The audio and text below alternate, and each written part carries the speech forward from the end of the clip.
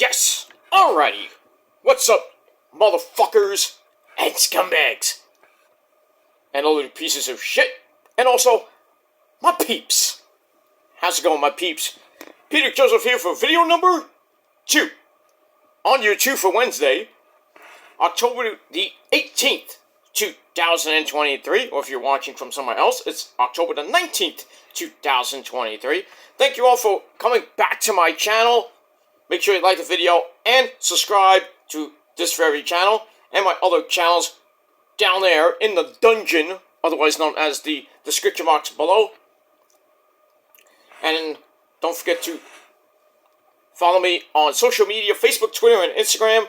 Gotta be real, if you're not, you need a life and a good slap in the face to wake you up and get a life. And don't forget to share the video all over the internet. Most importantly, tap and slap that bell. Slap, basically slap the bell. Tap, slap, beat, whatever you want to do to the notification bell. Turn on all notifications so you don't miss a goddamn video. And if you do, well, fuck you, man. And you're pretty much SOL. And you know what that means. That's it. So, like, share, subscribe, leave a comment if you wish. And enjoy.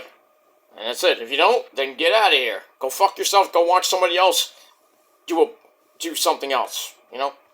Go watch somebody smoke weed. I don't give a shit. That has no life and does that. But I digress. But in any case, if you're new here, and you like the content, hit that like button, leave a comment if you wish, and welcome to the party, pal! And I really hope you enjoy the ride. If not, you can hop off and jump on somebody else's, channel that is not better than me, but I digress on that. You don't like it? Get out and go fuck yourself. That's pretty much it. And we move on. Alright. Hope everybody had a great Wednesday. Check out my NXT review I did earlier tonight. I did a little bit of a AEW watch-along, per se, live look-in, if you will. So, check it out. Link will be down below in the comments section. And all that other good stuff. Let me move on. Alright, so on this late Wednesday night, and you know what that means, on video number 2, it is time for your late night AEW Dynamite! Yes! Review for October the 18th, 2023. We are emanating from the Fort Bend epicenter in some weird city named Rosenberg, Texas. Not Peter Rosenberg, but Rosenberg, Texas, outside of Houston, Texas. Scared them Cowboys that day, but it is what it is. And that's it. So, as always, our commentary team on your Wednesday nights, the men behind the mask, Excalibur, the biggest Met fan I know besides me, Taz, Red Hook brother, and the man who you don't want to mess with. You know who you are, Wardlow, you bitch. And that is Tony Baloney Schiavone, the great man that he is, the legend. He is a legend. And if you don't believe me, you need help. You should be in the Hall of Fame, just saying. But I digress. Alright, so tonight's show was pretty solid as we're rolling on with the storyline. So we got Battle of the Belts 8 this Saturday night. Live! No, not taped. We are live for 3 hours of Collision, basically. I wish we do that every night, but not every night, but, you know.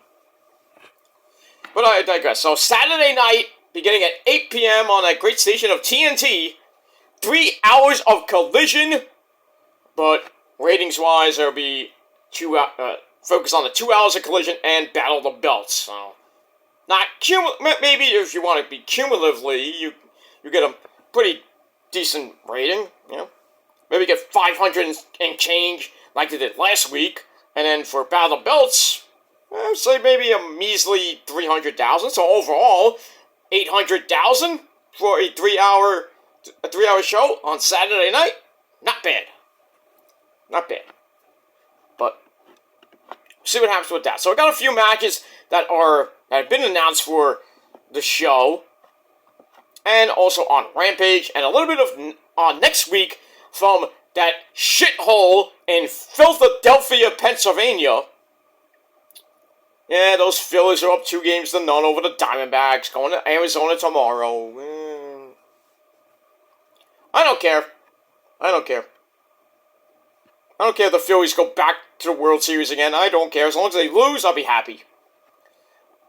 But, tonight, Game 3 of the ALCS between the Astros and the Texas Rangers. Well, Max Scherzer, you bitch! What do you do in the playoffs? Ugh! Another choke job. Should stay with us, actually, But then again, good riddance to you. But, yeah, Max Scherzer once again got lit up. I think he got 4 runs.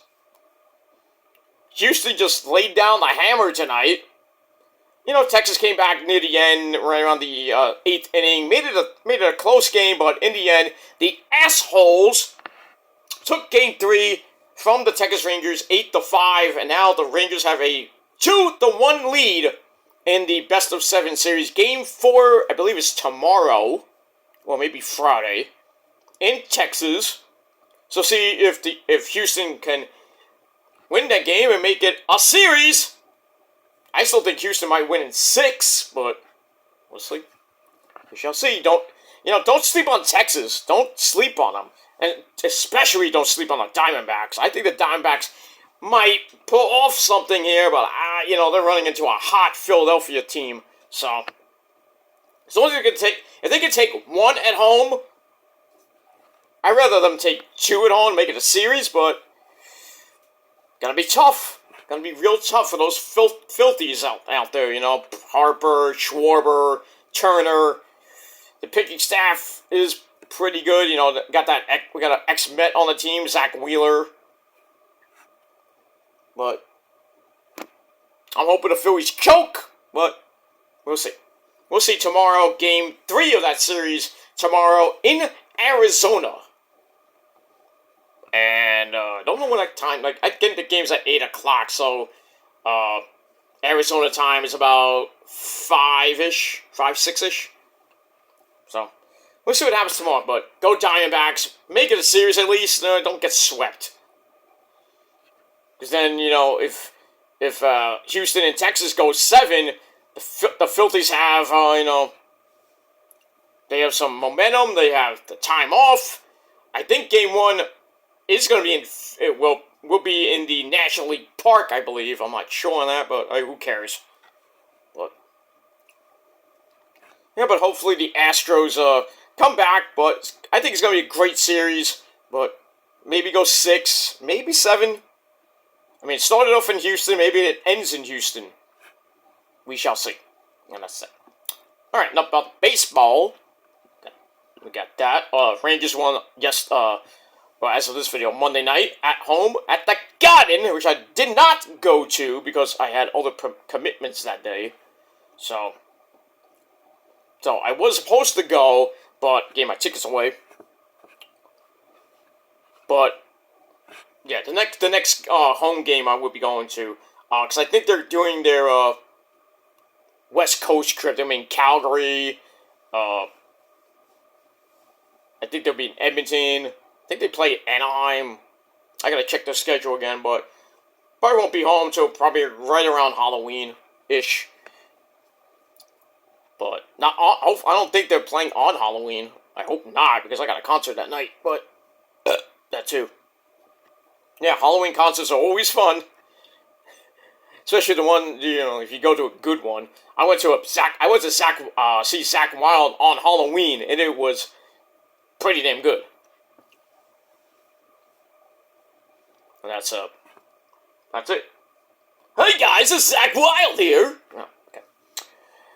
we move on. Alright, so we got that. So, where was I? I forgot where I was. It's late, I'm sorry. Anyway, so Taz, Tony Schiavone, and Excalibur on commentary.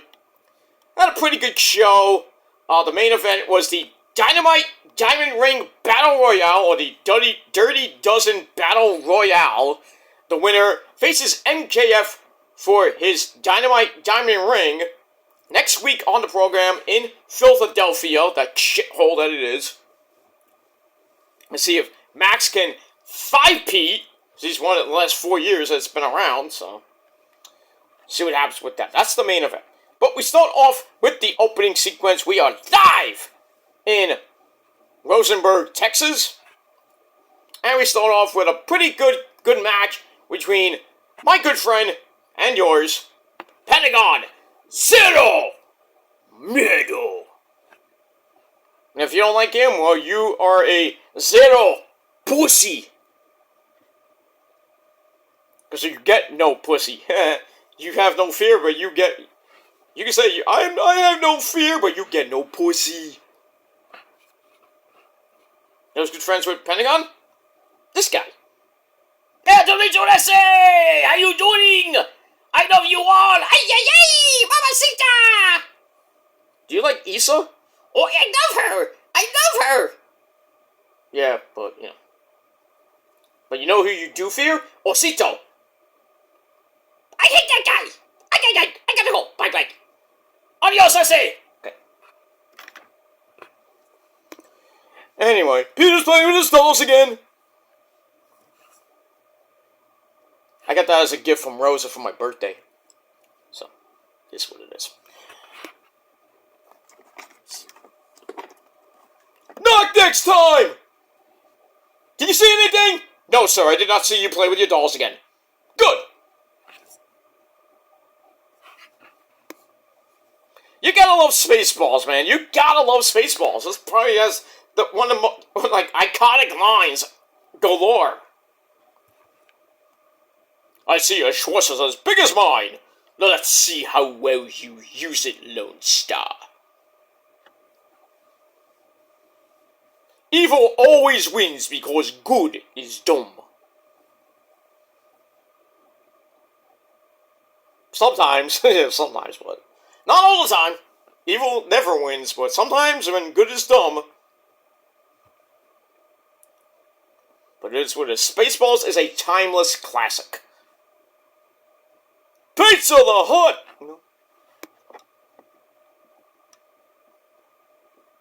What's your name? Barf. Your full name? Bartholomew. I'm my own best friend. I'm a Mog. I'm my own best friend.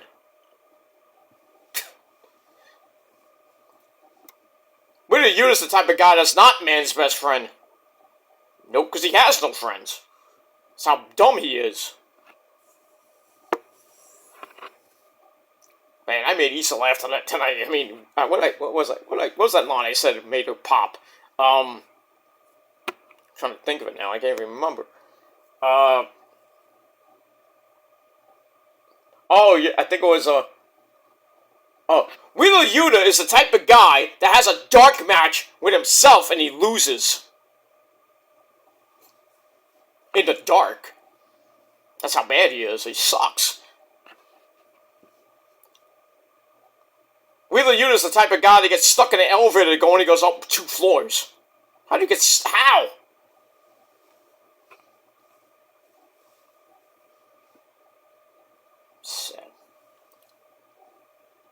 Sad. Wheeler Yuta is the type of guy that thinks Nick Wayne's mom is a member of Fountains of Wayne. What? I could go on and on, but I'm not going to. Because, you know, we hate Wheeler Yuta. Wheeler Yuta is boring. Wheeler Yuta is the type of guy that goes to Japan and people, and he doesn't even make it into the country. We just send him back. Fuck you! Wheeler Yuta gets banned from the sushi bar. Because he doesn't like it raw.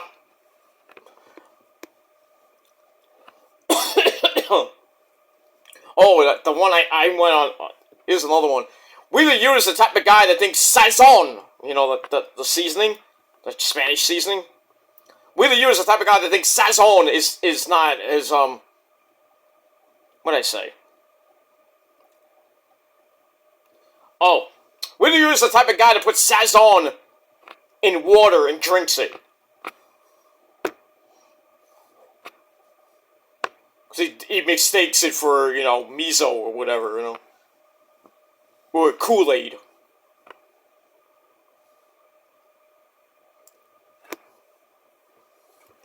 Wheeler Yuta is the type of guy that goes over the rainbow to look for money. Like a leprechaun, you know what I mean? He's magically delicious. No, he's not. I'm gonna use that. Wheeler Yuta is not magically delicious. He's not. He sucks! He sucks worse than Cody! Jesus Christ. I digress. I need a drink. I'm sorry. Oh my god.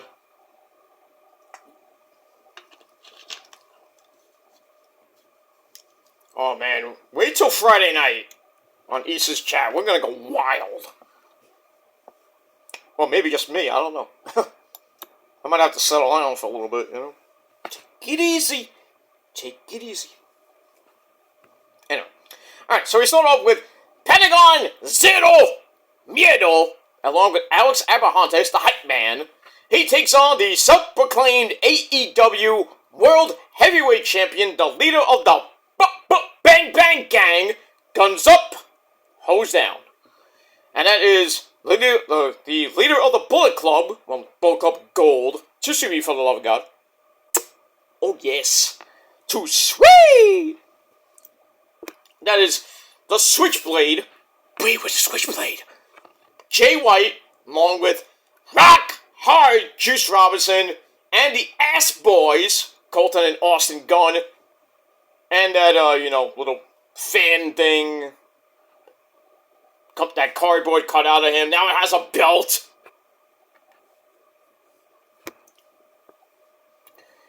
But anyway, this was a pretty damn good opener, and it's also with Pentagon doing a flippy dippity-doo over the ropes onto the club at ringside. Then he adds another, another flippy dippity-doo. He has a top rope double stomp back on the inside. But then Jay White comes back, hits a DDT out of the corner. Nice. Takes over, but Pentagon comes back with a super kick. And goes for a charge. Pentagon's put in the corner, and then Jay White, woo, chops him down, and then basically chops him all the way out to the floor. Go back in. He ties Pentagon's Max to the rope. How many times have we seen that in a match?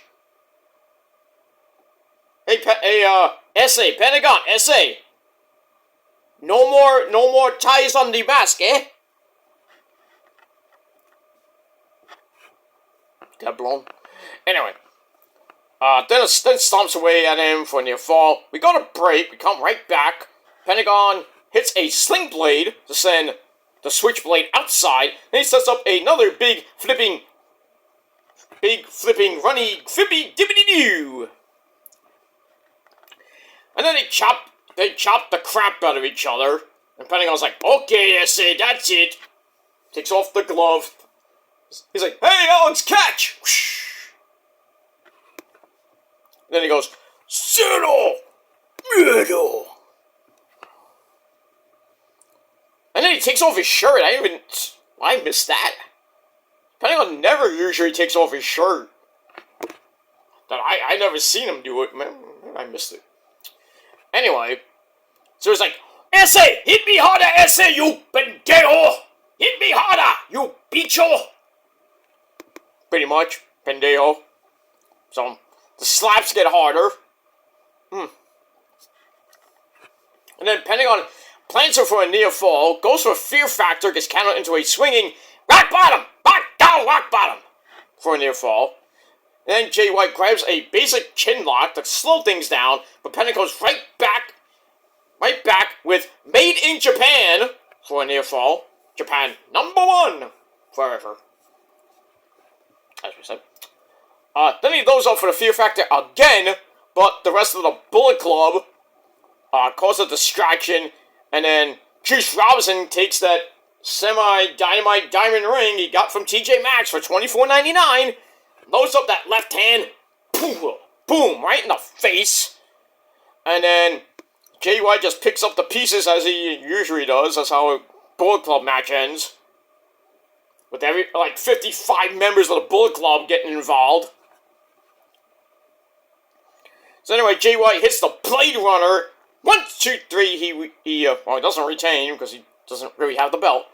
But he beats Pentagon in over 13 minutes. Match was pretty good. 3.25 out of 5 stars.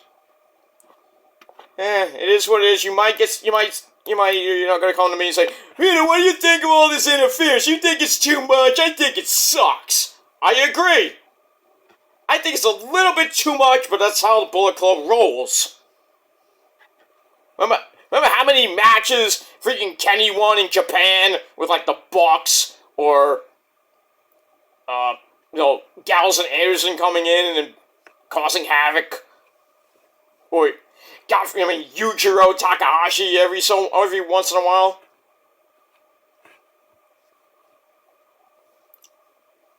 Maybe sometimes Adam Cole, when he was in the Bullet Club. Even when he was in Bullet Club and Ring of Honor, every time Adam Cole had a match, like a title match when he was the Ring of Honor champion for the 3rd time, every match, Bullet Club would come in, like the Bucks would come in.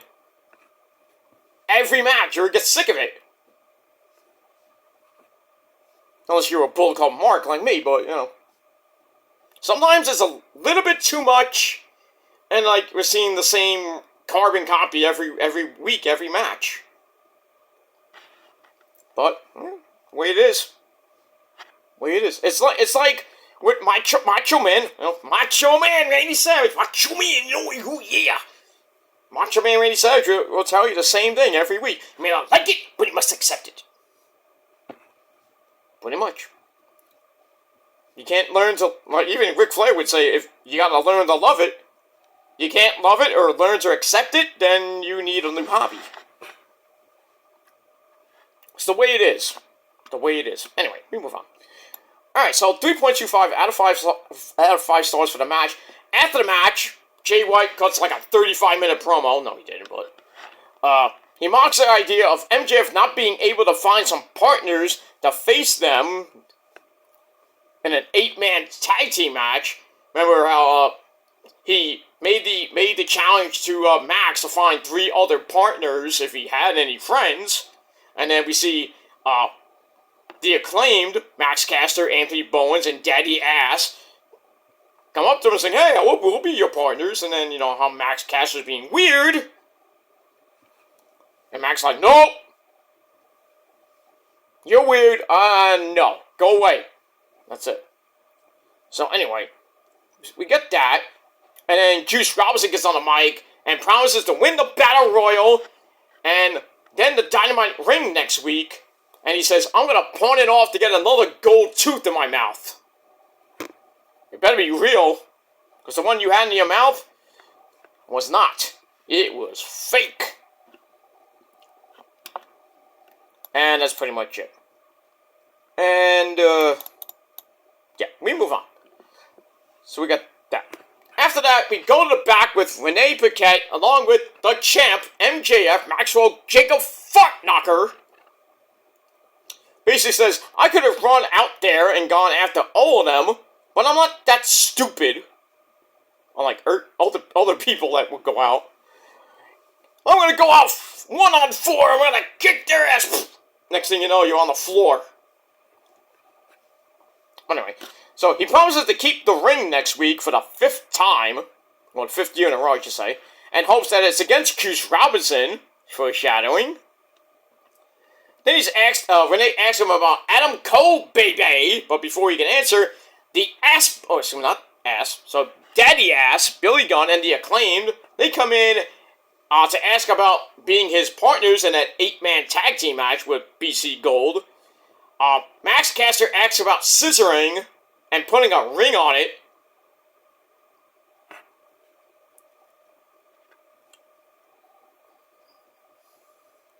You're weird. MJF's like, I'm out of here. Fuck this. Fuck this shit. I'm out. You know. And then Billy Gunn says, that guy is such a scumbag. And then Max Caster's like, yeah, but he's my scumbag.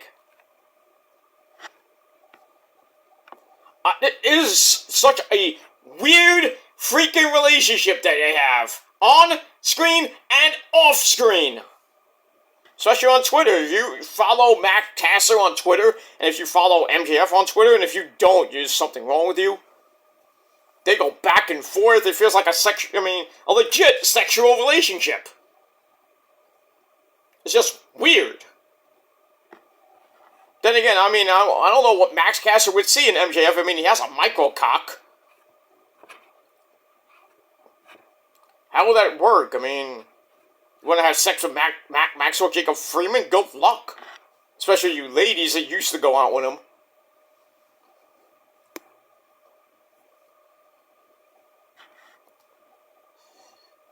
Micro penis Maxwell Jacob fart knocker.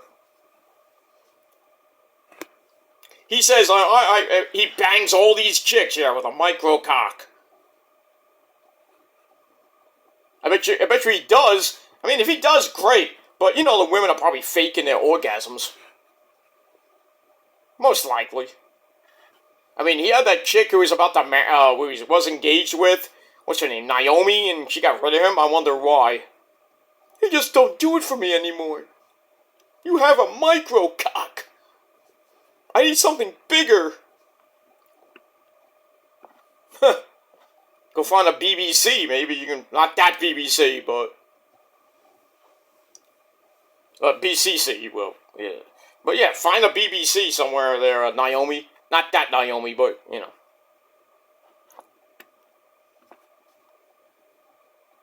Find someone, find a BBC, or you can always come to me, but, you know, I digress. So all the ladies come to me because, you know, you guys out there, man, you can't treat a woman right or even get with a woman. It's true. I mean, you want to do, you know, be weird and get high and get stoned and all that stuff. You're not gonna get a chick, man. You're not gonna stay with a chick because all you're gonna do all day is smoke weed every day and get drunk. Unless your girl is into that thing, then yeah. I mean, you have a point, but. You're gonna do that for the rest of your life? You're gonna marry some chick and then that's all you're gonna do all day is get high and get stoned?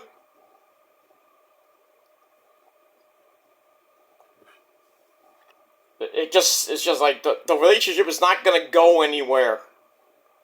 You need a job. You're not gonna just stay home and mooch off the government to get some fucking marijuana or whatever. I mean, even if it's medicinal marijuana. Still, you're paying for medicinal marijuana just to get high. Oh, but it's for my condition. Yeah, what is your condition? Get high?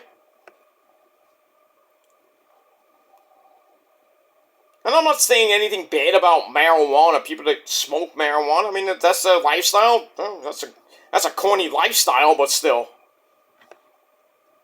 Good luck passing a drug test if you ever go get a job. Unless the manager at that job, like, you know, I mean, if you put that, you're like, oh, I have a condition, I have to smoke marijuana on my lunch break. And if the manager at whatever job you have allows it, then that manager's a dumbass.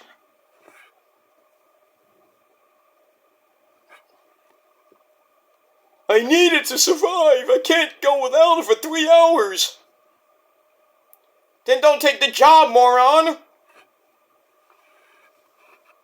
I mean, do a stay-at-home job and you can smoke weed all the fucking time at work. But then again, you won't have any cognitive.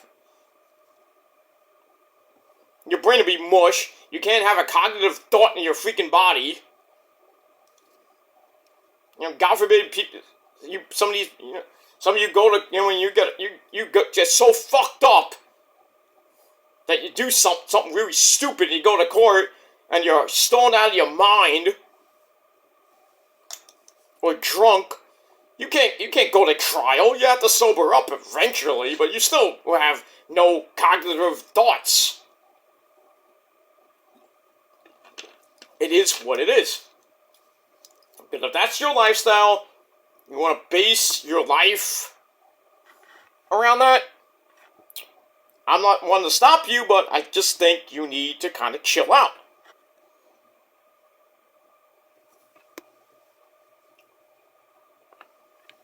Because you're not going to get a job based solely on smoking weed. Because you need to have you need to figure things out on your own, and if your mind is mush, and your boss asks you, do this, or figure this out, and you're like, I don't know.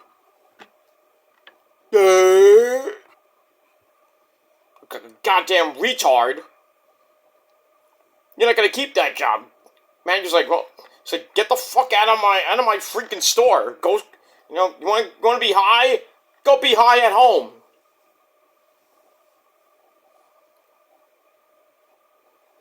Have a nice life. Fuck. But anyway, this whole Max Caster MJF thing on and off screen is just weird. And I think Max Caster has a boyfriend in real life anyway. It just feels weird unless his boyfriend's like okay with it. I don't know. I mean, it's weird. I mean, just don't splash on me, okay? Nothing wrong with being gay. I mean, I don't say anything bad about the LGBTQ RSTUV community. I mean, if you're gay, you're gay. If you're a guy and you're gay, fine, great. Just don't splash on me. I know a few gay people. I have a few gay friends. I just don't hang around with them. If they're gay, good for you. I have friends I have girls that they have girlfriends. They have lesbians. Not that I don't say anything bad about it. I mean, if you wanna turn to the other side, you want to be bisexual, then give me a call. But other than that, have a great life. Transsexuals kind of rubs me the wrong way, but I don't care about it that much. And all the other different things with the LGBTQ RSTUV community, I really got no opinions about it. I mean, my ex, Ashton Marie, was bisexual. So, I was banging her, and then she was she told me a story, she was banging chicks. What better threesome to have? Guy and two chicks. But just don't bring another guy into the situation. So I'm like, I'm not doing that shit. Have fun. I'm not getting involved. I'm banging you. He can watch in another room. I don't give a shit. Just don't have him come in and when I'm going to town, I don't need him sticking his wang in my ass. I'm like, get out of here with your 1-inch wiener. Get out of here. I'll freaking break it off. Fuck. But anyway, alright, we went way out of bounds. I don't care. My show. I can do whatever the fuck I want. You don't like it? Too bad. Alright, so we got that. So we'll see what happens with Max Caster, Anthony Bowens, Daddy Ass, Wrestler Acclaimed, and Maxwell Jacob Fartknocker if this 8-man tag team match comes about. About to see either later in the night or on Rampage or Collision, or maybe next week. Well, we got that. Right, we move on. So I gave that segment 3.25 out of 5 stars. And that's it. Alright, then we get a video on the Japanese queen herself, Emi Sakura, and the AEW Women's Champion, Hikaru Shida. Alright, so speaking of that match, we get the women at 8:28 p.m. Not the death slot per se, but still. The second match out of the gate. Because they put so much time for the main event, the Battle Royal, which didn't even last that long. It was like, how long? Let me check my notes. How long was the, let me see how long the Battle Royal lasted. It was commercials in between. Overall time was almost 14 minutes. So, it started like around 10:45.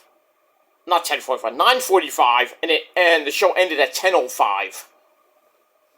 With commercials in between. So, there you go. So they put the women on second, and it was a pretty decent match. Not great, but I thought it was for the title, but obviously it was not. Emi jumps Shida to start as we ring the bell, as Mr. Matanza Quit, not Matanza, Dario Cueto would say. Ring the bell! I missed that guy. Anyway, Shida gets back up, then they roll around. An exchange of inside cradles until Emi hits a running crossbody in the corner. As we go to break, we come back. Shida gets choked in the ropes, followed by an exchange of more roll-ups. Hey, what is this, the Fruit Roll-Up Convention? Anyway. Emi hits a Tiger Driver. What version? We never know what version. When somebody hits a Tiger Driver, they never say what version because there's like so many versions. Tiger Driver 96, Tiger Driver 97, 98. But I guess now we're just calling it a Tiger Driver. So anyway, she gets a near fall on that. And then kind of hits the katana. Actually, Shida comes back. Kind of sort of hit the katana. Maybe she didn't get all of it. This might have been blocked. Then she locks in the Fujiwara armbar, but that doesn't work. So she hits the Falcon Arrow, does the deed. You know. Then she gets all mad. It's like, ah! Like, about to turn Super Saiyan. Gets all pissed. Because you don't want a Japanese chick that gets pissed. I chop it, your pee-pee! I love you a long time, but you mess with me, I chop it, your pee-pee. Anyway, so she hits the Falcon Arrow, does the deed, then she hits the katana, flush, 1, 2, 3. In under 9 minutes, Hikaru Shida gets the win. Bing, bang, boom. Good night. That's it. So, Hikaru Shida gets the win, and we'll see where she goes with her third reign as AEW Women's Champion. And that's it. Alright, then we go to the boring as fuck segment of the night. Well, we got a sit-down interview from earlier in the day with Renee Paquette and, hey kids, it's Edge, or Threshold. I'm sorry, it's Adam Copeland. Talks about his issues with Christian lately. Then he goes on this big freaking story. It's story time with Adam Copeland, baby! Doesn't have the same oomph as Adam Cole, baby! We'll get to Adam in a minute. Adam! Oh, not Adam Cole, baby, but another Adam. Not Adam Page, but Adam Copeland. Goes on this big story about, you know, his idea was to come to AEW, finish his career with Christian. Could still happen, but Christian wasn't down with that. Then we hear another story about how they became friends. They've been friends for over 30 years. Adam tried to get Christian into the industry and pushed as much as he can. And over the years, he pushed. He has been pushed as the bigger star of the two. But he never wanted that because he says that Christian is the most underrated wrestler in the history of the sport. Technically, yes, you're right. You are right. They known each other for such a long time. They're the godfather to each other's kids. And it's like, why do we keep doing this? Shouldn't you say that to all the wrestlers that are around your age? Like around 40, 50, even 60? Like Sting. But I digress. So Adam doesn't want the TNT title, and he will not fight Christian, so he doesn't know what he wants. So why did you come to AEW anyway? You don't want to fight Christian. You don't want the TNT title. What do you want? Blah, blah, blah, blah, blah, blah, blah. Then he says, eventually, Nick Wayne and Luchasaurus are going to leave Christian, and I'm going to be there to pick them up. Pick up the pieces, basically, like you've been doing for the last few years. And that was it. So, I mean, the story was okay. I mean, we didn't really need story time. Because it was like going on and on and on. I'm like, what is the point of this? What is your point, Adam? Mr. Copeland? What is the point? You just wanted to come to AEW and be with your boy, Jay Rezzo, Christian. Go on one final run, win the tag team titles, and then eventually lose. Yeah. Go up against the Bucks. Or FTR in a TLC match. Why not? End your career like that. Win the titles, and then eventually either retire as champs or lose them. And then, bye-bye. But if it just felt like Adam was just going on and on and on, I'm like, I'm getting bored here. So I really didn't like it that much. So I gave it 2.5 out of 5 stars. And that's pretty much it. So we'll see what happens with Adam Copeland, Christian, can't say Nick fucking Wayne anymore. Nick Wayne, Luchasaurus, got others in the background. We're gonna get to Nick Wayne and his hot as fuck mom in a little bit. So we got that. Alright, let's move on. It's 2.5 out of 5 stars for that. Alright, then we go to your quickie match of the night that lasted 21 goddamn seconds. The Wardlow special, if you will. So we had, Wardlow come out, and he basically powerbombs Dolph Ziggler's brother, Ryan Nemeth. One powerbomb. And everybody's like, that's it. I mean, come on. So anyway, match I gave 2 out of 5 stars because squash. And then Tony Baloney gets in the ring, or at least he tried to get in the ring. It took him a while because he's 60 some odd years old, the guy. So he slowly gets in the ring, and he asks Wardlow, hey, where you going? I gotta ask you something. What do you want here in AEW? So Wardlow just stops, looks at Tony Baloney, and he holds up his hand that has wrist tape on it, and it says MJF. So I guess he wants payback from what happened about a year or so ago. Remember when basically MJF was holding him hostage, and then they had that match, which, when MJF got in trouble about a year or so ago, and then he kind of left for a little bit, then came back.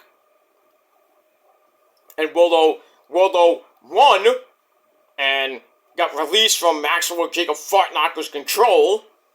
Then he went on a semi-successful run as TNT champion. Not that he held it for long. 2 times he had it, didn't hold it that long.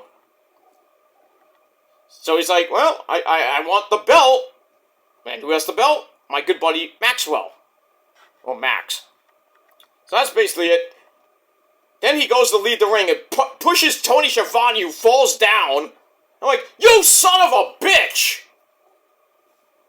How dare you assault Tony Schiavone? He's a 60-some-odd-year-old man. Are you nuts? I even said it on... I left him a tweet. I said, how dare you touch my boy, Tony Schiavone? He would kick your ass, right? I was so tempted to say, well, if you do that again, I'm going to give you a Gilmore cutter. But then again, I wonder if he blocked me for that. If I have... Let me go on my Twitter machine. Let me see if Wardlow blocked me. I am following him, by the way. I don't know why.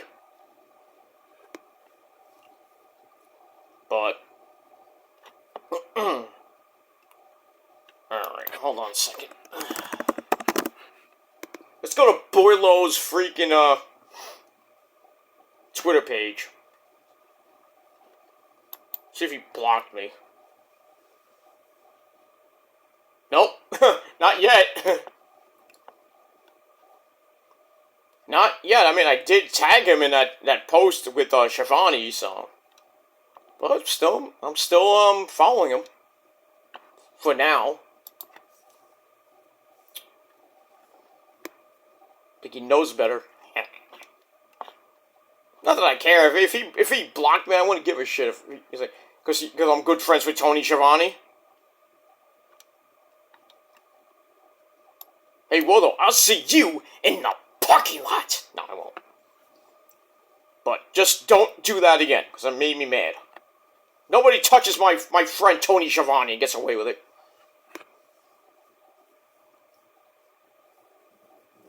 He's my boy from the XWF. We move on.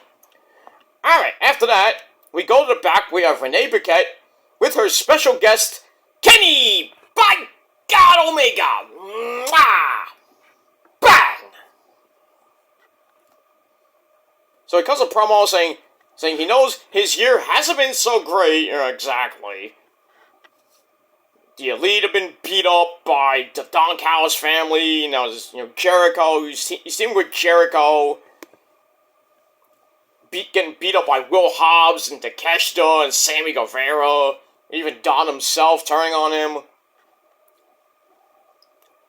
His good buddy Ibushi getting beat up. Everybody in the Elite basically getting their butts kicked lately. But anyway, he's ready for Kyle Fletcher of Aussie Open. And gonna be a great match coming up. And then MJF comes in and says, I'm a big fan, you're a great wrestler, this and that, smooching up to him. Says, I just want to shake your hand. And Kenny's like, okay, you're not such a scumbag. If you've been watching BTE, well, the last BTE, you know what I'm talking about? Kind of like, oh, yeah, Max is not such a scumbag after all. Then he's like, whispers, well, at the time of that episode, it was, I think, 28 days. Then he goes up to Kenny and whispers, 13 days, bitch.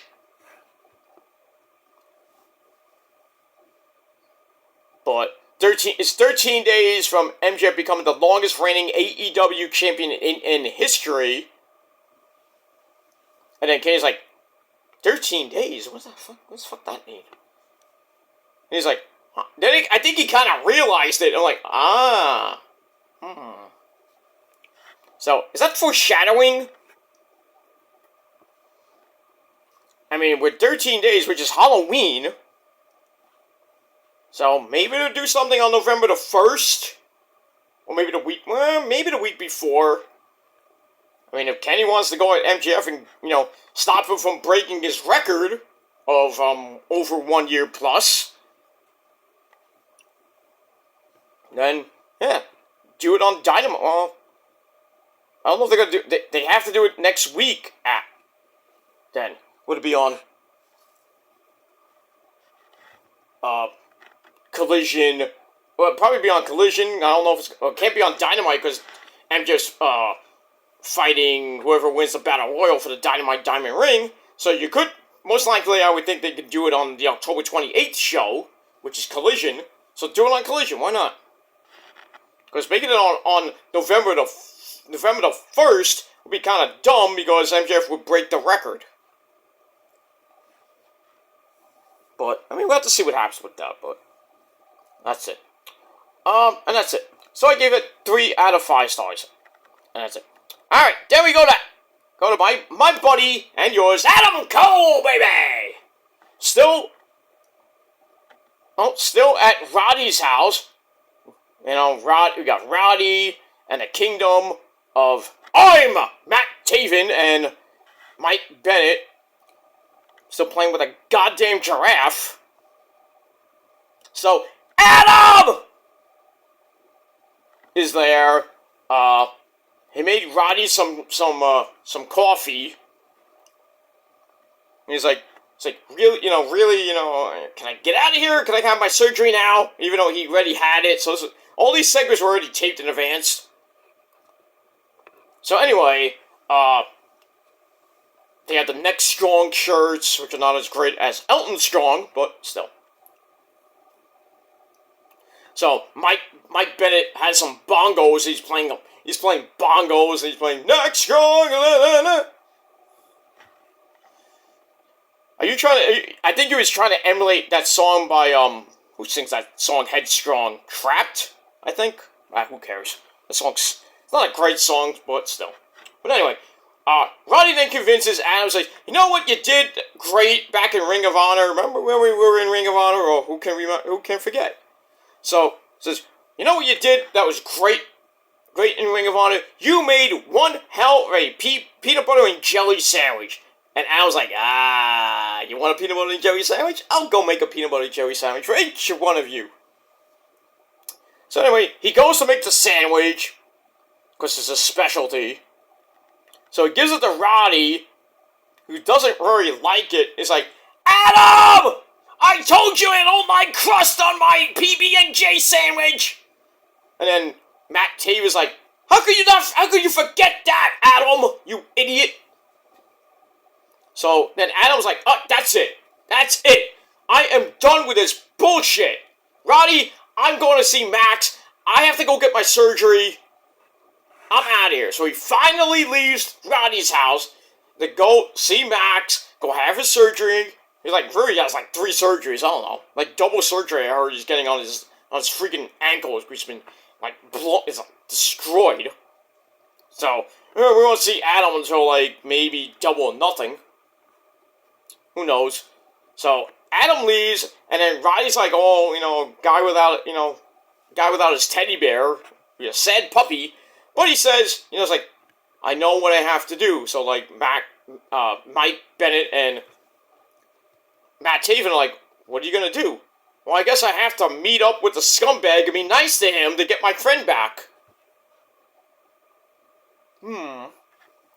So another layer to go on to who's gonna turn on who. I mean, they are still technically the Ring of Honor Tag Team Champions until they freaking defend them. And they lose to, I don't know. At this point, I mean, who do they lose to? I mean, freaking Adam can't fight. He's got a broken freaking ankle, and he's gonna be out for like at least 6 months, maybe less. Who knows?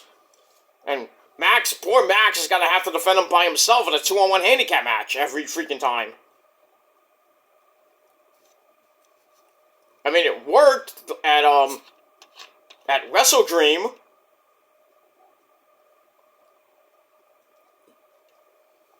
But look what he was facing. He was facing the Dark Order. He was facing the Beaver Boys, Johnny Hungy and Alex Reynolds, and he beat him. I mean, but put him up against like Mike Bennett and Matt Taven, he would get killed. He would most likely lose the belts because if Maria Kanellis gets involved, or Roddy gets involved, those titles go bye-bye. I mean, Adam Cole is like just sitting home like, fuck, I wish I wasn't hurt. But, I mean, we have to see what happens with that situation. But right now, Adam did get the surgery. He did Twitch, I think, today or yesterday. So, was it today? I think it was today. He did a stream about the 65th year of video games. So, I mean, he can still do Twitch. Just can sit in his chair, play video games all day. Really can't do much with Britt Baker, I mean, per se.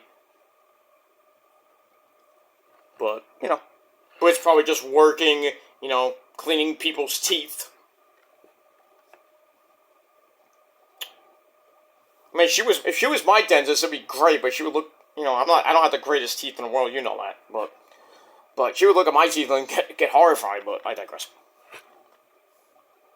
But looking at other people's teeth, probably not so much. But I mean, at least I brush my teeth, so.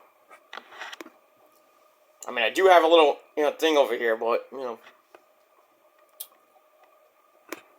But, I mean, I will get a cleaning and everything, but I just don't feel like going to the goddamn dentist, because it's so boring to go over there. I hate the dentist as it is. But eventually, I will be going, and I have to go, and I have to deal with it. As long as I don't put the only thing I hate, the only reason why I don't go to the dentist is because when they do the x-rays, they put that crap in your mouth, all the way to the back of your mouth, and I have a gag reflex, not like that, but they put it so far in my mouth, and I have to hold it, like, I'm not going to do it because I don't want to puke on air, you know what I mean? But, put it so far in my back of my mouth, I got to hold it, especially on the top or the bottom, and I'm like, and I have to pray, and I have to close my eyes, and focus and try not to puke eventually. But I can't stand that crap. They put the thing in your mouth, they put the x-ray thing right near your mouth, and they take like 50 pictures. Then they gotta do it on the top, on the bottom, in the middle. I'm okay with the middle. But when they put it like on the sides, I can't stand that. I'd rather just go to a dentist that has an x-ray, there's a circular x-ray. I've been to one of those. They just stand there.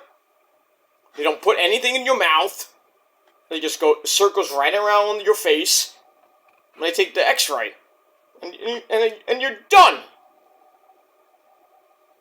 So, trying to look for one of those. It's hard to find, but especially around my area. But there are some, but some of them are like way on the outskirts of where I live, but I think there might be one near me, so I have to look that up, but anyway. But I just hate having, like, to take an x-ray with those things in your mouth. It is horrible. It is stupid and horrible, and it should be outlawed. Not even outlawed, it shouldn't even be done. All dentists, even these makeshift dentists that come out now, they came out of dental school, to get their own place, like, hey, let's go old school, put the things in your mouth. That's stupid. That's like 1970 shit. It's 2023. Let's get with the program. Get up to date technology. Get the circular thing so people don't gag and throw up all over the place.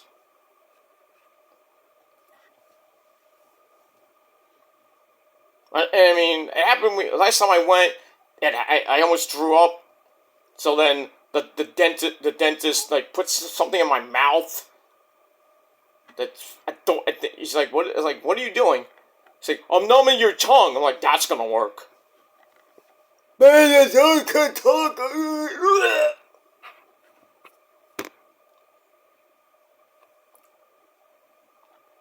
Dumb. And then I was supposed to go for a root canal, and then my insurance couldn't cover it. Because I have really shit. At the time, I had shit insurance. Now I have pretty damn good insurance, so I just don't feel like going. But it is what it is. Anyway, move on. Alright, so we'll see what happens with Adam Cole, Bebe, and the Kingdom. With Max, with this whole storyline. And at least now Adam's out of Roddy's house, he can go focus on, rehab now. Well, in real life rehabbing, but storyline, now he's getting the surgery, so. We'll see what happens with that. And we move on. Alright, after that, and I gave that 3.25 out of 5 stars. Then we go back into the ring with Tony Baloney, who had a long night, interviewing a lot of people. This time, he had the unflattering, I wish he wasn't in there, but he's like, I do not have the privilege of bringing out this man, and that's Don Callis. Comes out with the Keshta. Konnichiwa, bud, what's up? And powerhouse Will Hobbs.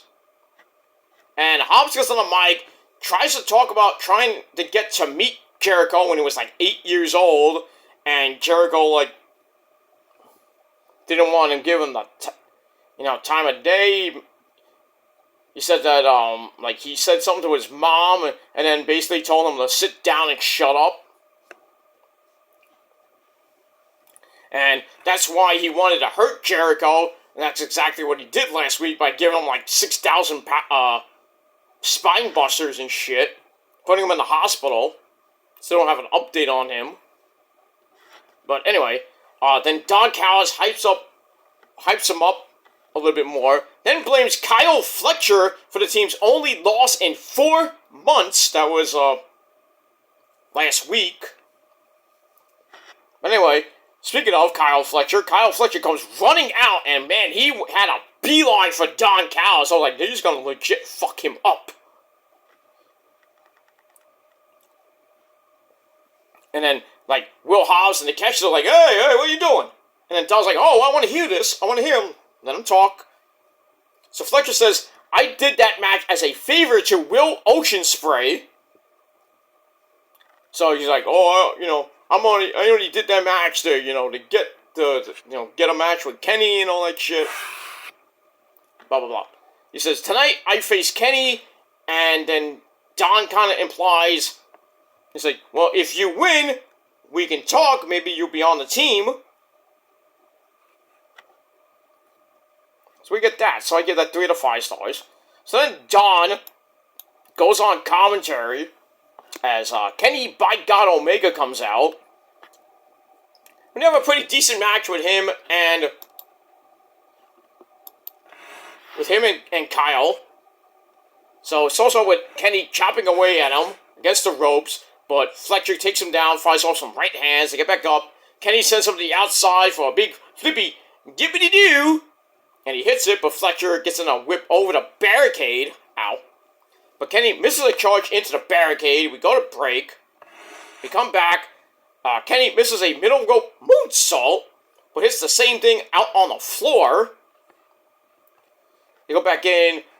Fletcher hits a running kick to face, setting up a bling buster for a near fall. Then he tosses Kenny face first into the middle turnbuckle. Ow. Then he plants him down for another near fall. Then he running kicks to the back of the head, sets up something that Kenny escapes from. I didn't know what it was. Then Kenny hits a poison Rana into a power bomb into a wicked V-trigger for a very near fall.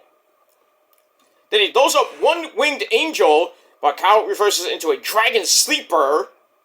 Kenny flips out of that, hits another running knee, almost another V-trigger. Then that was it. He finishes off Kyle Fletcher with a one-winged angel in under 14 minutes. And Kenny gets the win. Match I gave 3.25 out of 5 stars. Wasn't a bad match. And that's it. Well, Kyle Fletcher, you are not going to be on Don Callis' team. Sucks to be you. And that's it. We move on. Alright, then we get another video about Mr. Danhausen! I will curse you.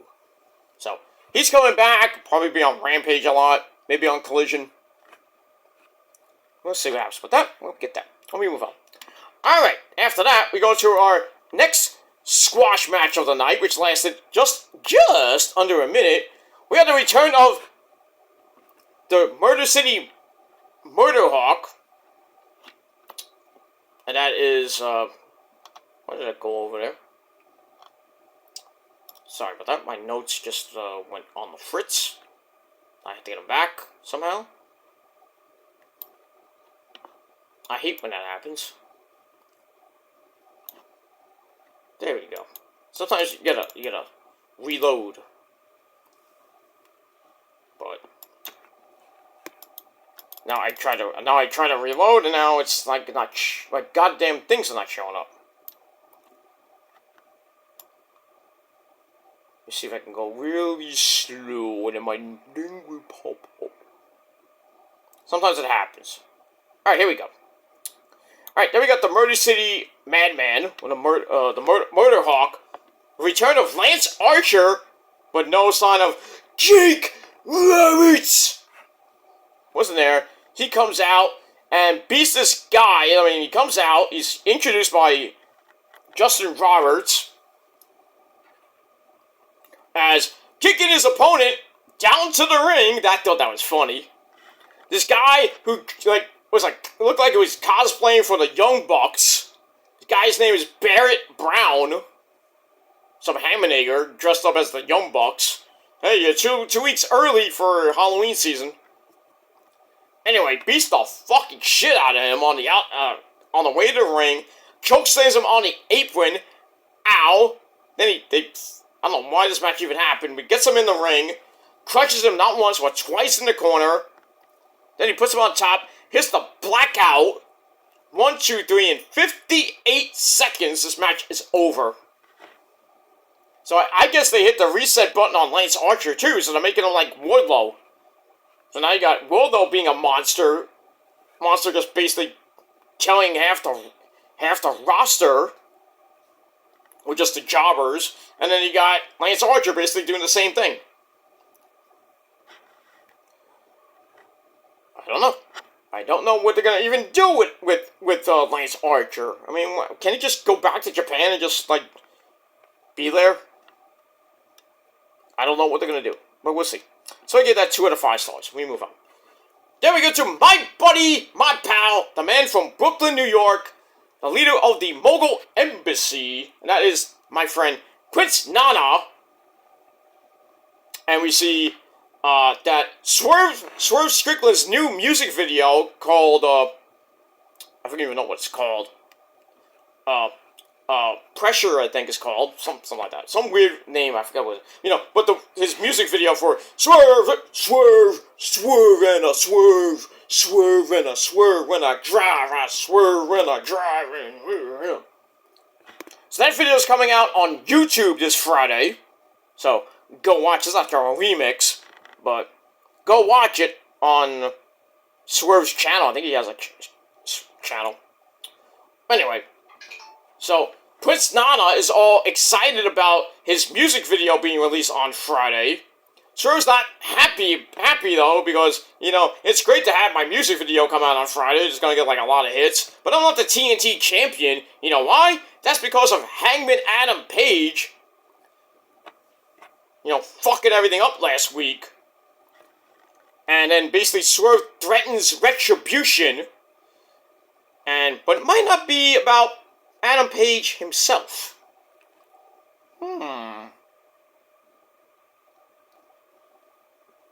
I don't know about that, because, if you saw All In, where Swerve and Christian teamed up, but that didn't go so well. So Swerve might be looking for, to beat the fuck out of Christian and get the TNT title. But, it has to kind of get through Adam Page first, because Page, when you beat him at Wrestle Dream in his hometown of Seattle, and then Page comes back, beats the fuck out of Swerve, costs him a match. So, we'll see what happens with that. So I gave that 2.5 out of 5 stars. And that's it. Alright, after that, we go to the ring with Tony Baloney and his best friend, the man called Sting. It's Stink! So Sting comes out for the chat, talks about how he went up and down the road for years with the likes of Lex Luger, the Steiner brothers, Rick and Scott. How you doing, Scott? Big Papa Pump in the building, my friends. Yeah, what? What's that, Scott? What? Can you say it in my good ear? What? He's fat! Oh. Damn it, Scott. Who's fat now? Well, Samoa Joe! Well, we know that. He's fat. No, he's not fat. He's fat!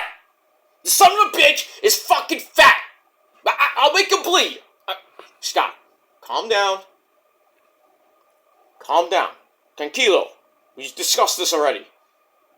We know Samoa Joe's fat, and he doesn't understand Steiner math. Okay? But just chill. Go hang out with your freaks, okay? Just chill.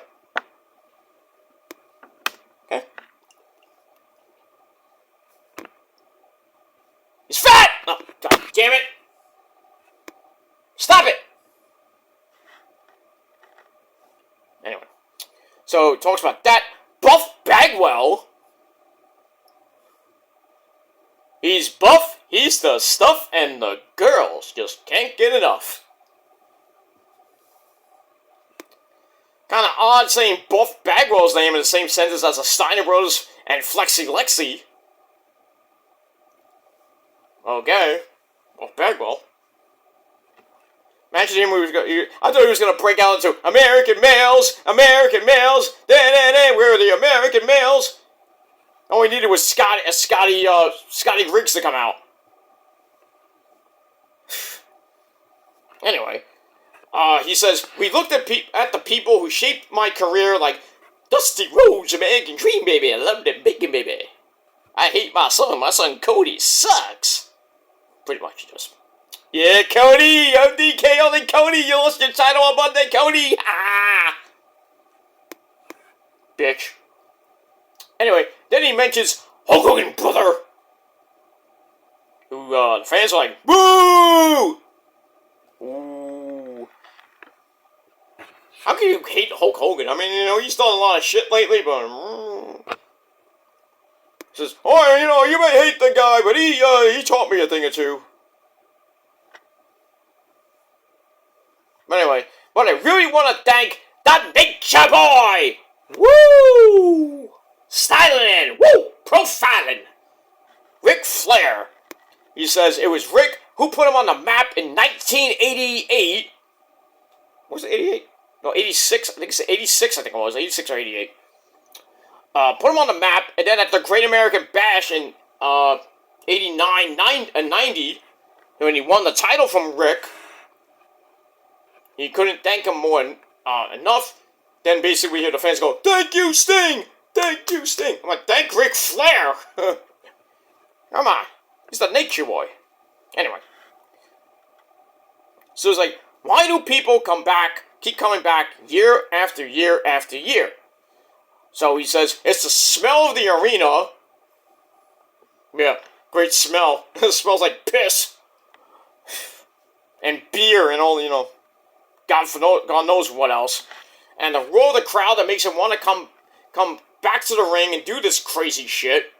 But now, we're going to get to that word again, that big R word. And no, not Rumble. It's retirement.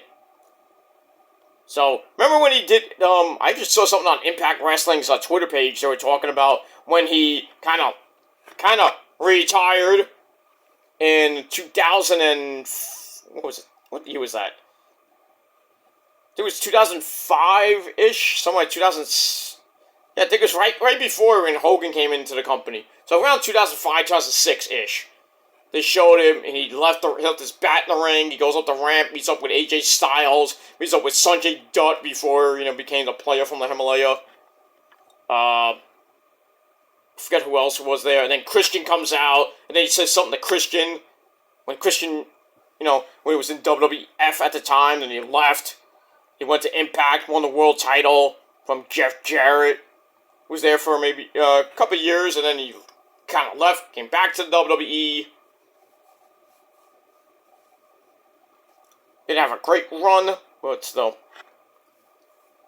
We got that. So anyway, Sting says, my first match in AEW was at Revolution 2021, even though his his debut in AEW was at Winter Is Coming, December 2020. If you haven't seen my video on that, yeah, go watch it. But his first official match was with Darby at Revolution 2021, which I think was that cinematic match with him and Sting against Brian Cage and...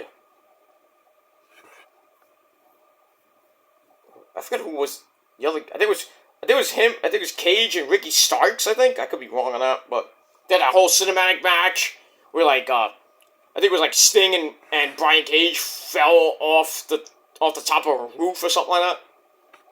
But anyway, so this says, my debut was at Revolution 2021, and my final match ever will be at Revolution 2024, which will probably be sometime in February or maybe March. So he says, I always said that back in 2015 when he retired, he says, everything's for sure, but nothing's for sure.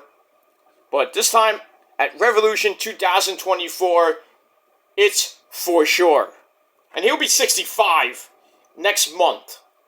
So, his final match will be at the tender age of 65 against, who knows? I think it's going to be against Darby. I mean, it fits. Have Sting go out, beat the fuck out of Darby, win the match, and then retire. They have a special episode. Maybe they have a special episode of Dynamite, like a Sting tribute show. Maybe they'll get Ric Flair for it. I mean, he's kind of in, kind of out of WWE, but I don't know. Maybe I think they could get Lex Luger. Still around. Some of the guy. Maybe get Kevin Nash. I mean, he was his best buddy. I mean, he's not gonna get Booker T. Or anybody that was in the NWO Wolfpack and the NWO Black and White at the time. I don't think he's gonna get that many people, though. But he's gonna get some guys that he wrestled back in the day. Some oldie but goodies too. Who knows? Maybe Ricky the Dragon Steamboat. I mean, he was there when Sting was there back in the late 80s. Luger. But the other people that know him kind of are in WWE, so they're not gonna go, not gonna go to AEW for a freaking tribute show. So, but we'll probably see a few oldie but goodies. Maybe we'll probably definitely see DDP. Bang, definitely see DDP. Luger. Maybe, I doubt it, but maybe the Steiner Brothers, you mentioned them. Buff Bagwell, maybe, you mentioned him too. And other than that, we'll see what happens with that. But, Sting had a great career. I followed his career from the very beginning, from the early days in WCW. I actually saw the first Clash of Champions when he came this close to beating Ric Flair. If it wasn't for, the dude from the Wonder Years judging to give it to Ric Flair. He won the match, and then the freaking judge is like, oh, we got a split decision. And they gave Ric Flair the win because of a split decision, which I thought was stupid. Then it took him like 3 years to win the belt. But yeah, some great matches with Flair, in between. Yeah, Halloween Havoc 88, I think it was 88 or 89 in the Thunder Cage.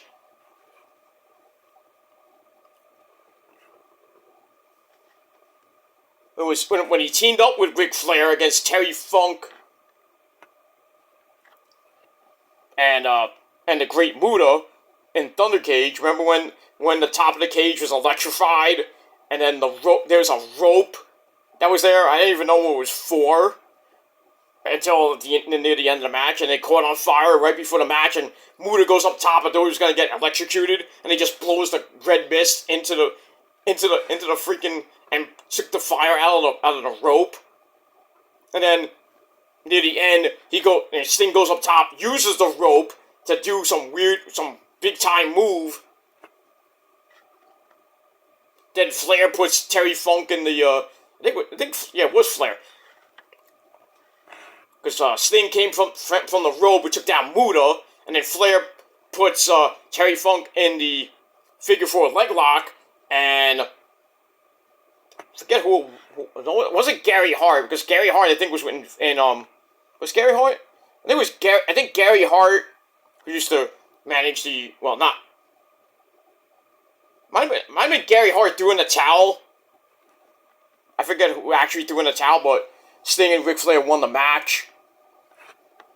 And then Sting would eventually join the Four Horsemen, and then the Horsemen turned on him. I think it was at Clash of the Champions, and then that led to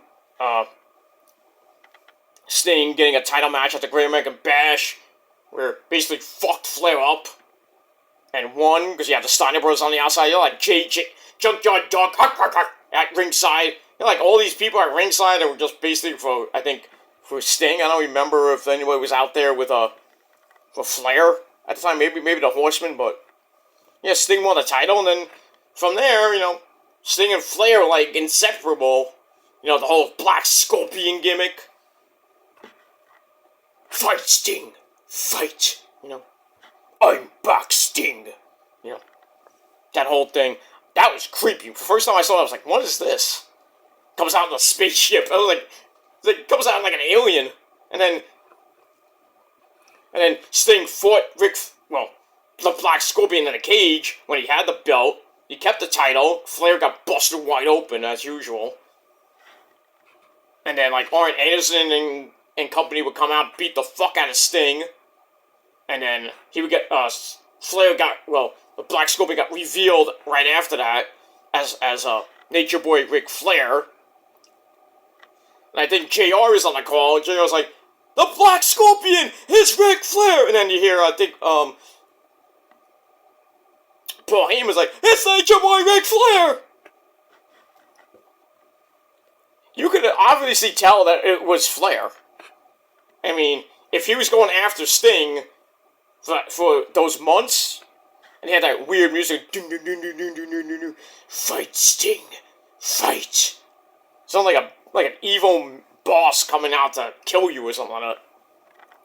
Like he would hound you for the entire game, and then he would just randomly pop up, like Sephiroth at times in Final Fantasy VII.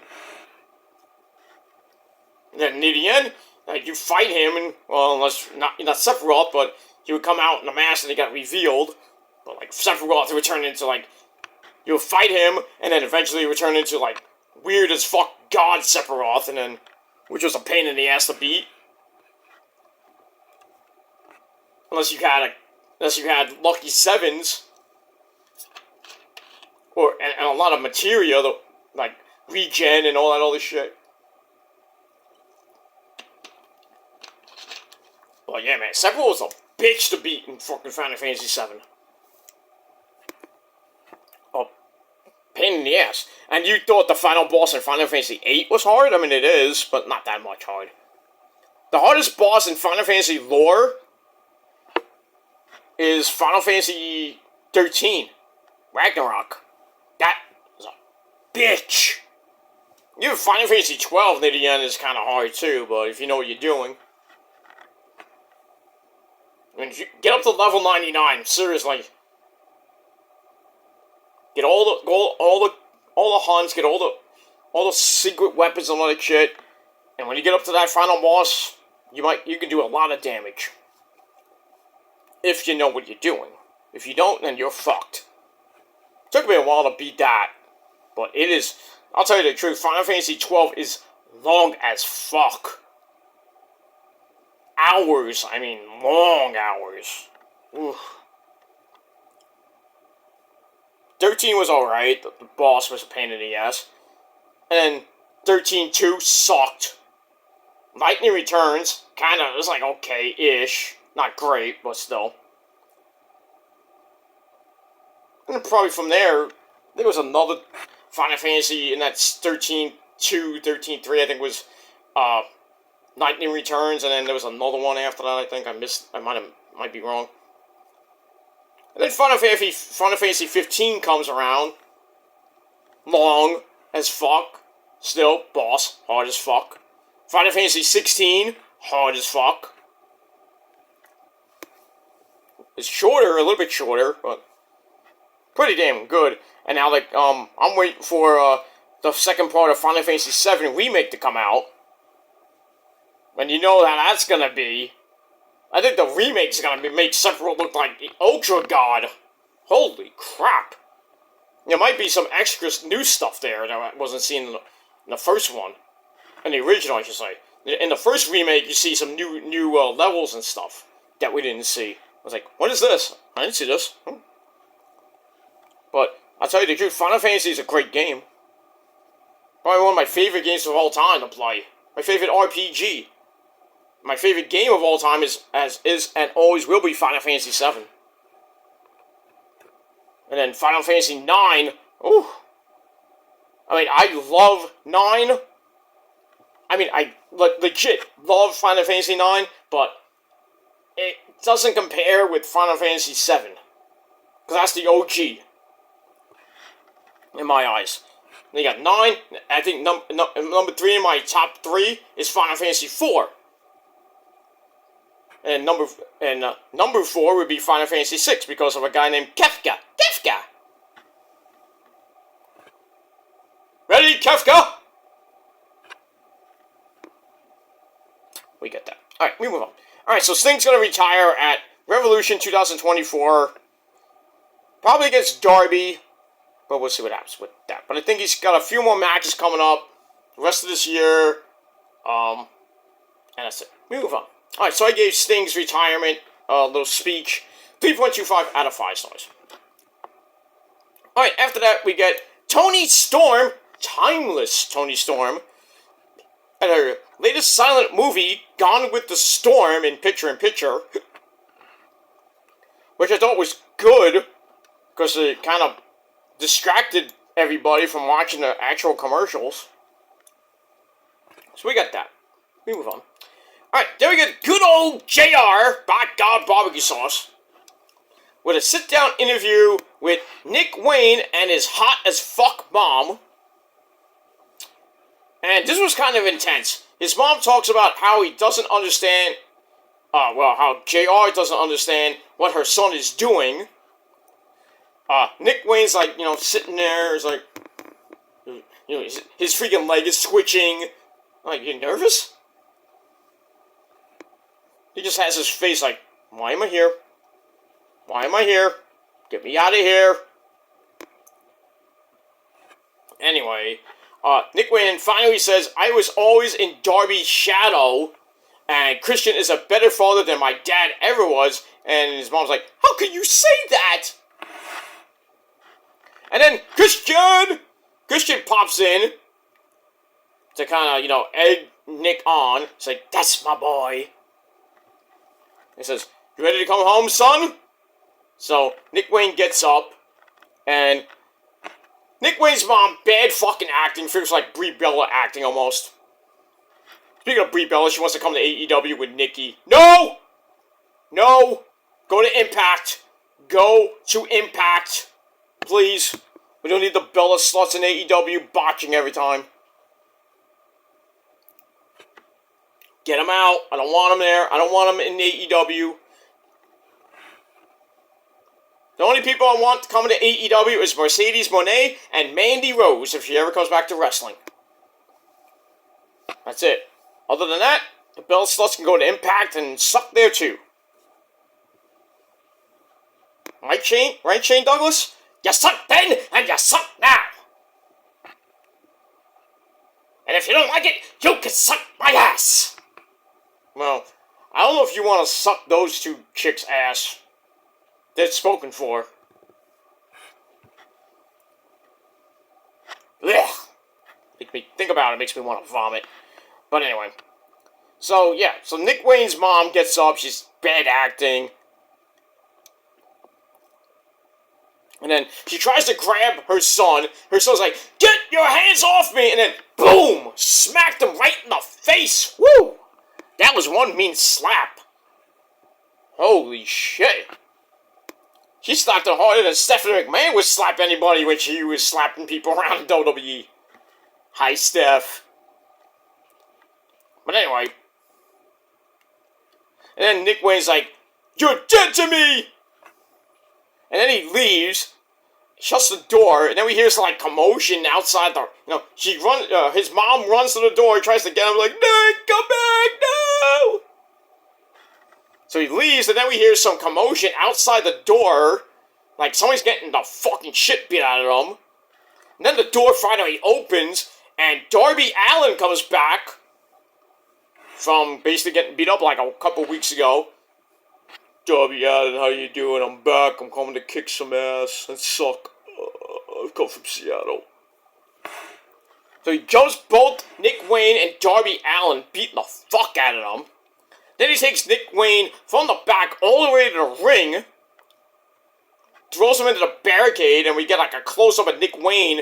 His face is all busted wide open. He lost a tooth.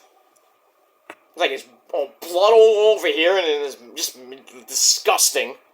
I mean, we did see some blood, which is always nice. He's like, my tooth! And then Luchasaurus and Christian come back out.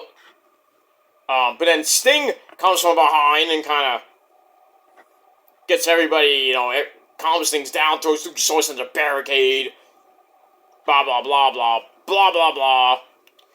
And then eventually Luchasaurus and Christian take Nick Wayne and his he doesn't have his front tooth anymore, probably. Oh, it's on somewhere. Basically got a root canal. Take him out. Fucked him up, man. But that was the good part of this whole segment, was Darby coming out beating the fucking shit out of Nick Wayne and Christian for a little bit, and then Sting had to come out to save him. But goddamn, I mean, Nick Wayne's mom, you need to take some acting classes. That was bad acting. Whew. Horrible. Nick Wayne, come back! Come on, try harder. I mean, it was an okay... I gave the segment 2.5 out of 5 stars. I really wanted to give it a better rating, but still. So we'll see what happens with all that, and we move on. Alright, then we get a look at what's coming on Rampage, Collision, and Battle of the Belts. I'm not going to go through all that, because I don't have the cards with me, and I'm not going to go look at it. But one match we do have, that's going to be at Battle of the Belts, is our next segment where we have Renee with the best friends, give me a hug, of Trent and Chucky T, along with the TBS Women's Champion, Chris Statlander. We also have the Intercontinental title champion, Mr. Orange Cassidy, freshly squeezed orange juice. And the FTW champion, sent for the man. Get in here, Hook. Hook comes in eating Cheetos. Hook, I'm disappointed in you. I know he's eating those flaming Cheetos, but I mean, come on. I'm kind of disappointed. I wanted you to bring some Doritos. You know who likes Doritos? Mikey Whipwreck. Mikey! Doritos! They're very tasty! You want a Dorito, Mikey?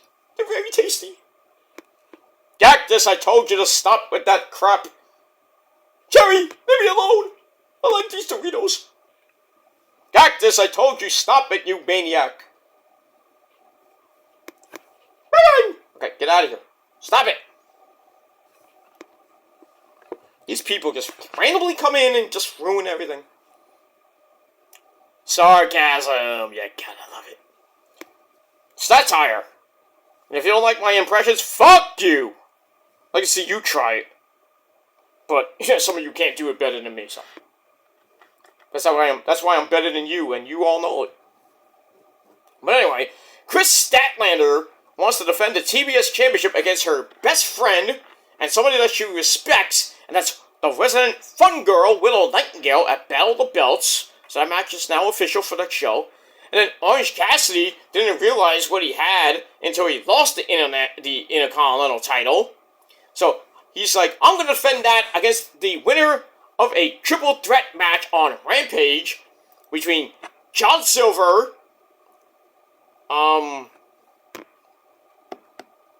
I think it's John Silver, Brother Zay, and, can't think of the other guy. I forgot it. It was Johnny Hungy, Brother Zay, and, I forget the other guy, but the triple threat match, winner gets Orange Cassidy at Battle of the Belts 8, live at 10 p.m. So if I had to pick anybody to win, probably be Johnny Hungy, John Silver. Not that they're going to beat Orange Cassidy, because I think he's going to go on another lengthy reign with a belt until Moxley comes back from his concussion, which I don't know when that's going to be. I bet you nothing that Moxley's gonna come back at full gear. They're gonna have Moxley versus Orange Cassidy. I believe this is the second match officially.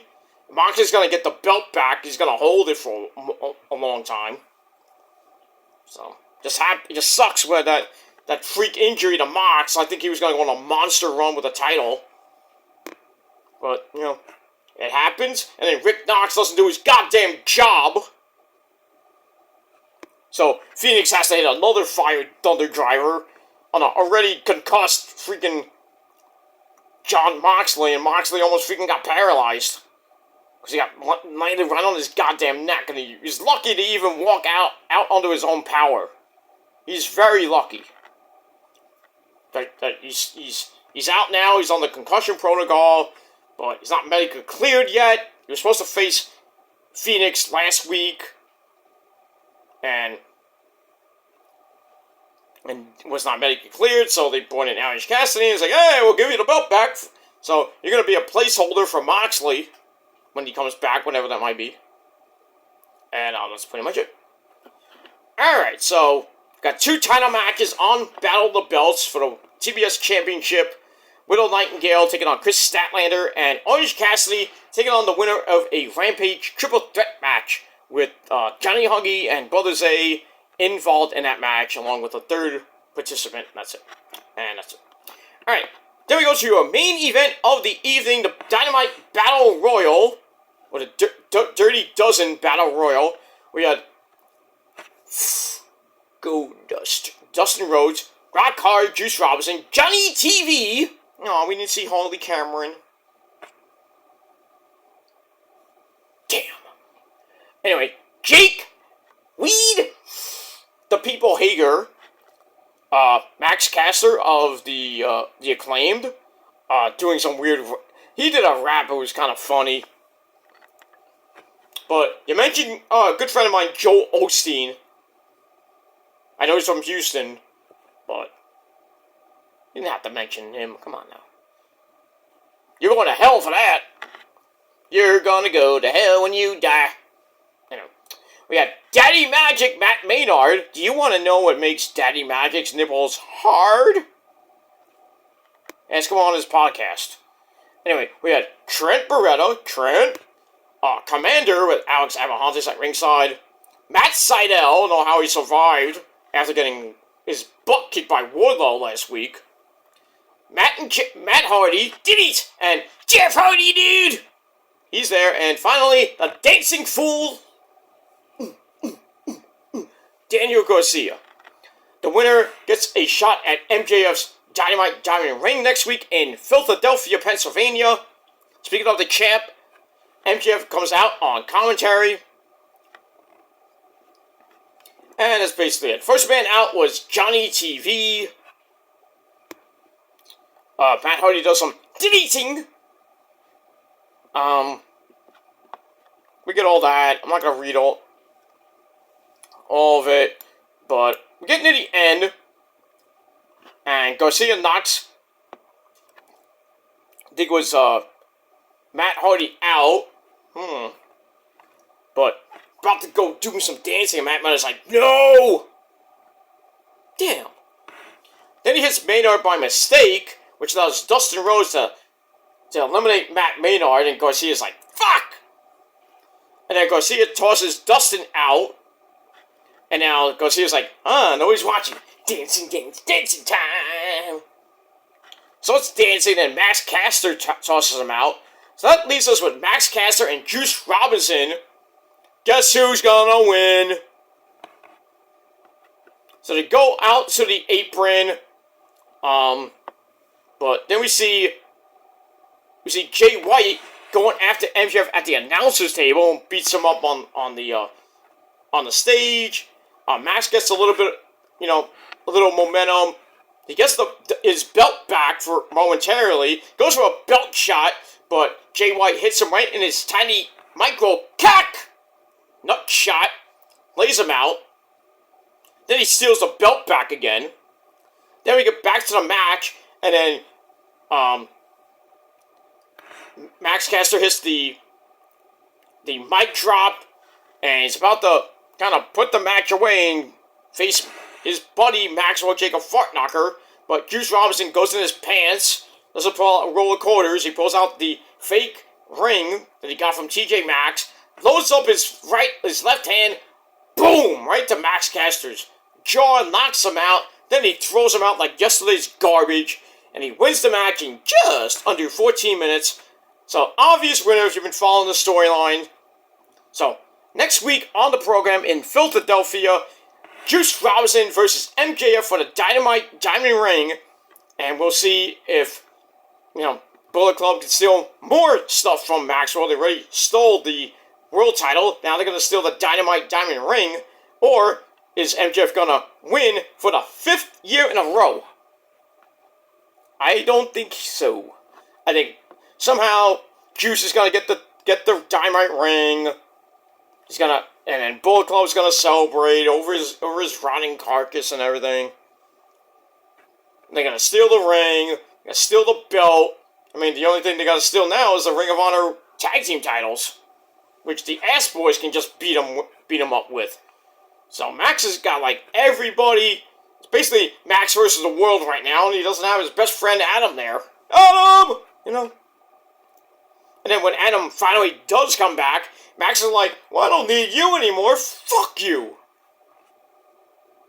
And then eventually we will see MJF versus Adam Cole 3. I would probably think, I don't know if Max will hold the belt until next year. I think he will, and he'll get re-signed by Tony Khan. Give him a lot of money. And then, I would think if Adam Cole can come back by Double or Nothing, which will probably be in April or May, I think that Max will hold it for getting close to 2 years, and he'll turn on Adam, or Adam will eventually turn on Max. One of them is going to turn eventually, and then we'll get that third match, and Adam Cole is probably going to be the final guy, or the guy, to beat MJF and take the title. And hopefully, 2024 might be the year of Adam Cole, baby, in AEW, which he's going to win the title, go on a long, lengthy reign with it, and we'll see what happens with that. But we got a long way to go before any of that even happens. But we'll see what happens next week. Maxwell, Jacob Fartknocker against Juice Robinson for the Dynamite Diamond Ring. Don Callis has a special gift for Sting. Wonder what that could be. Oh, it's not something good. We got that, and we got much more coming your way next week on Dynamite from Philadelphia, Pennsylvania. But before we get to that, we got Rampage Friday night. Spoilers are Spoilers are out already. I might look at them later. But we got live Collision for 3 hours. We got 2 hours of Collision. Then we got live Battle of the Belts 8 from 8 to 11. It's gonna be a great Saturday night. If you're gonna be around, I will be around. So I will be watching Collision. So as far as my reviews go, tomorrow I'm going to do Ring of Honor. Friday night, SmackDown over on the main channel, Kill the Demons. And then Saturday afternoon, I will do Rampage. And then Saturday night, I will do Collision. And then Sunday, there's no Niner game. The Jets are off. The Giants are playing Washington. So, don't worry, I really don't have to go out till later for Sunday dinner. So, Sunday afternoon, probably during the football games, I would do my Battle of the Belts 8 review, once again, on the Kill the Demons channel. So, you gotta hit that bell, because I'm gonna have a lot of videos coming away this weekend. And in between, if any news pops up, I'll be here for that. And all that other good shit you know and love. And that's it. Alright, I'm out of here, guys. It is late, and I got things to do tomorrow. I got a lot of things to do tomorrow. I have to get some errands to run. And I got other things to do, and I'm not going to go through my life. But whatever. But I will be back tomorrow night on the Kill the Demons channel with my Ring of Honor TV review. And then we'll get you ready for the weekend. The next to the last weekend before Halloween. Because we're, as of this video, 12 days away from Halloween. Excuse me.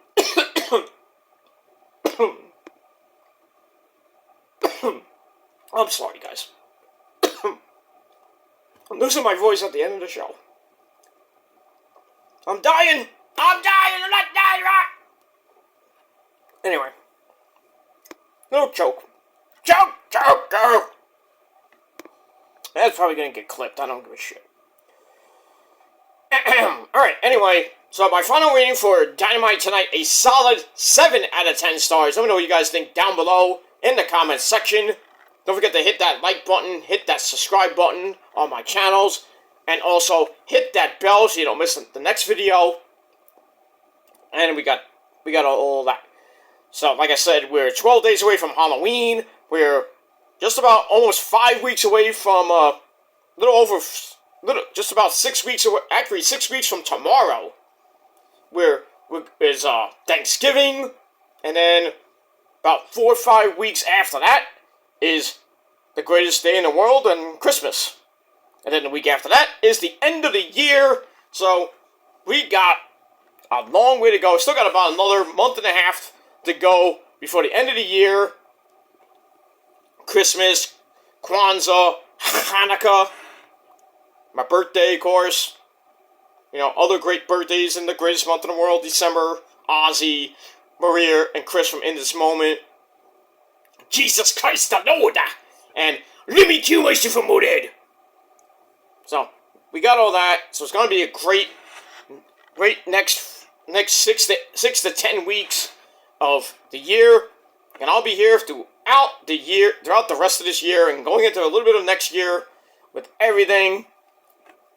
And we'll see how everything plays out between now and the end of the year and going into 2024. It should be a pretty damn good year, and hopefully a better year than this year. But we shall see what happens with that. Alright guys, I'm out of here. Thanks for watching. Check out my NXT review video before this. And that's it. Thanks for watching, everybody. I'm Peter Joseph signing off. Peace out, rock on, and rock hard like one of you with your cocoon. And if you're not down with that, you're a bunch of fuckboys and douchebags that do lame as fuck videos. Nobody gives a shit about you. So keep doing what you do. And, keep doing what you're doing, slandering people's names and making really dumb music videos and all that other shit. Nobody gives a shit. You're a bunch of nobodies. Nobody cares about you. I got better things to do than worry about those people that don't mean shit to me.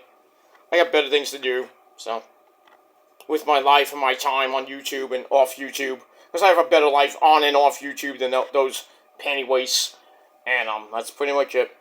So, that's it. So, if you dumb fucks are not down with me and not down with anybody else, well, we all got 3 words for you, and you better remember it.